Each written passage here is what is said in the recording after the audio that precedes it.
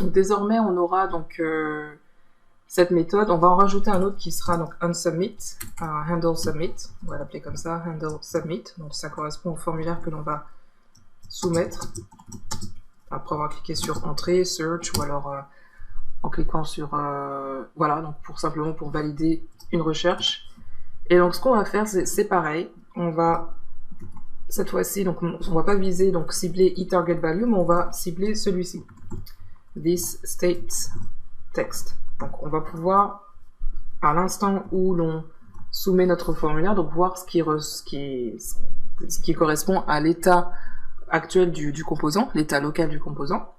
Et donc celui-ci, on va faire de façon pour que ce soit exécuté, donc avec cet événement qui est onSubmit. Et donc ce sera this handle submit. Cette fois-ci. Alors, on fait ça, donc ce sera, dès que c'est soumis, on va tester ce que ça donne. On va prendre la même syntaxe.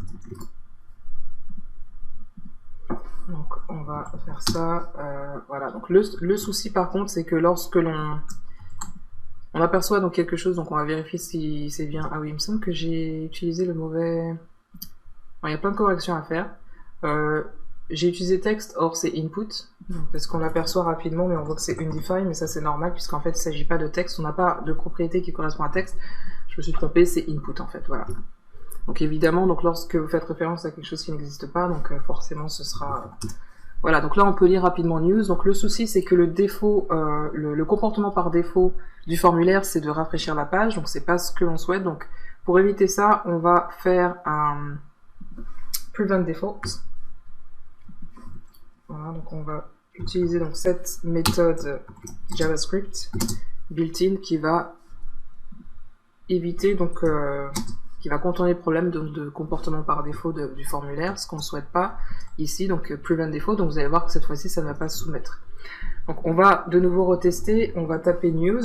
Vous allez voir qu'à mesure qu'on tape, bien sûr, donc on va donc avec la méthode événement onChange, donc il va observer chaque changement qu'il y a dans cet input. Donc je change, voilà, donc il imprime, je rechange, voilà. Et lorsque je tape sur search, par contre, donc il va m'imprimer donc ce qui correspond à l'état local du composant. Vous allez voir que si j'enlève, si je mets celui-ci en berne comme ça, donc en commentaire, donc ça va pas être exécuté. Voilà, donc je vais de nouveau taper news.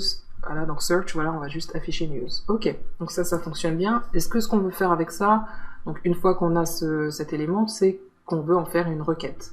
Handle submit, donc à l'issue après avoir cliqué sur submit, on veut exécuter une requête qui sera une requête qui ira vers l'API. Donc c'est là qu'on va cette fois-ci donc faire référence au New York Times API. Donc on voit ça ensuite, puisque là on va avoir besoin de regarder un peu plus en détail donc la documentation. New York Times et Developer API, voilà. Mais sachez également que ce qui nous suffit surtout c'est d'avoir donc la base URL, donc voir comment c'est construit et surtout comment renseigner donc l'API key. Donc vous aurez fourni, donc vous aurez pris le soin de créer un nouveau compte, faire une demande d'API, de key API en créant une nouvelle application, et donc il va vous envoyer ça par email. Et donc une fois que vous aurez votre nouvelle clé API, c'est pas la peine d'utiliser celui-ci, en plus c'est assez... je le renseignerai pas, mais du coup ça va saturer. Il n'y a aucun intérêt à ça, mais c'est mieux en fait d'avoir votre propre clé API qui est secrète et qui sera pas saturée, puisqu'elle restera connue juste de vous. Donc vraiment le bénéfice pour vous, c'est de créer une nouvelle clé API, créer une nouvelle app sur la console, le portail Developer API du New York Times, et ensuite de suivre la documentation pour voir comment faire vos propres requêtes. Donc ce qu'on va faire, c'est compléter le state que l'on a ici. On va donc renseigner une base URL, également la clé API pour former notre requête. On fait ça ensuite.